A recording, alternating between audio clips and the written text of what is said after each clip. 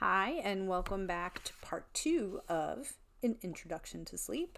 We're going to start with some sleep nerd trivia because I am a sleep nerd and I like trivia. Fun facts. I bet you didn't even know that there was a whole bunch of fun facts about sleep, but there are. So one of my favorite little things about characteristics, I guess, of sleep, one of sleep's personality traits that I find most endearing is this idea of that the onset of sleep is considered this really slow, gradual progression that you gently find your way into, and then it drops. And so there's this idea that we drift to sleep. But when we're looking at it from a neurological perspective, we drift to a certain point, and then there is a very clear neurological delineation between sleep and not sleep. And that just amuses me. We also don't recognize that we're sleeping until we're done sleeping, which is just like the Matrix or whatever, but it's fun. And also, sleep is crucial to all kinds of other brain functions, particularly learning and memory. So part of the way that our brains work is that throughout the day, we're encountering all this stuff, or maybe learning something new, we're encountering new information, we're taking all this in, and it gets put into either working or short-term memory. When we sleep is when that is transferred into long-term memory. So throughout the day, you're really not learning, you're accumulating. And there's no learning that happens until it's transferred to long-term memory, because otherwise you'll just wake up the next morning and it'll all be gone. A little bit of a side factoid, that's why the octopuses have not yet taken over the world. There's a belief system that they have very bad processing between short-term and long-term memory, and so they're really brilliant and they learn a lot, but they forget it every day, which is the only reason they haven't taken us over as our aquatic overlords.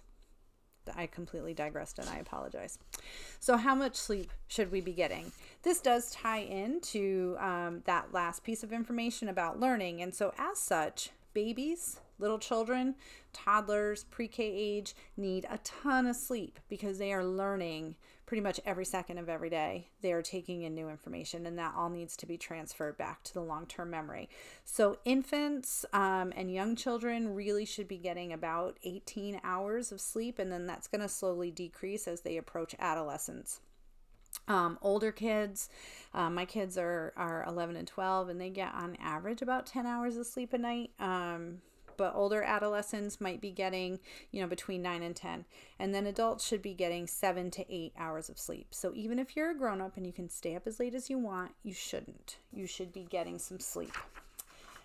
On top of the number of hours that you sleep, when we talk about, or go back to what we talked about in the first video, which is circadian rhythms, it's also really important that the hours of sleep we're getting align with the way that our body is hardwired for sleep, and that is to go along with the nighttime and daytime cycles of our planet.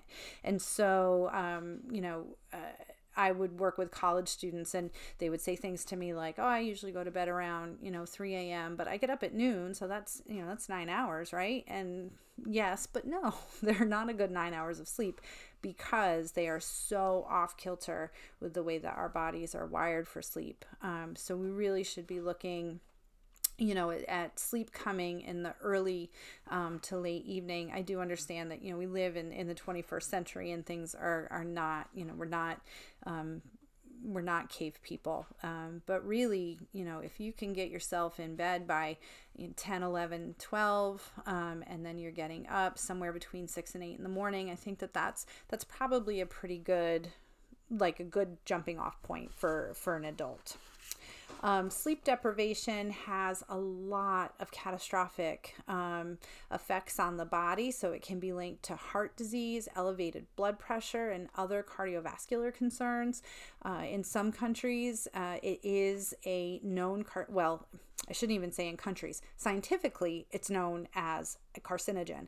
In some countries, not in the United States, but in some other countries, if you are a shift worker or you have been employed in some way with a variable schedule where you're working at night and you later develop cancer, you may be eligible for some types of government benefit for that because it is seen as an occupational hazard. people that work shift work are particularly prone to some of these various health concerns.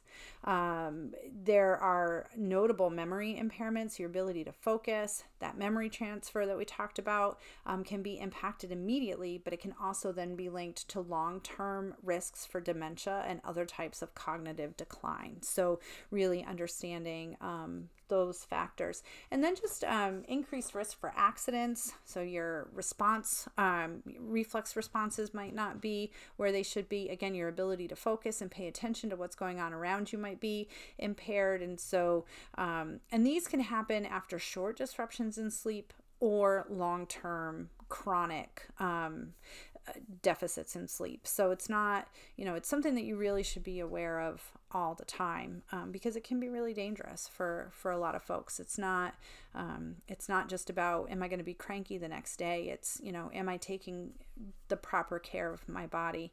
And I fully believe that everything that we do is impaired by our ability or our inability to get good, effective sleep. Your ability to cope, your ability to deal with stress and anxiety, all of those things are going to be impacted by sleep. So this is one of the most crucial things that we do for our own well-being. In the next video, we're going to talk about tips that you can do to improve your sleep hygiene and put yourself in the best possible position to get good quality rest. So I'll look forward to seeing you there.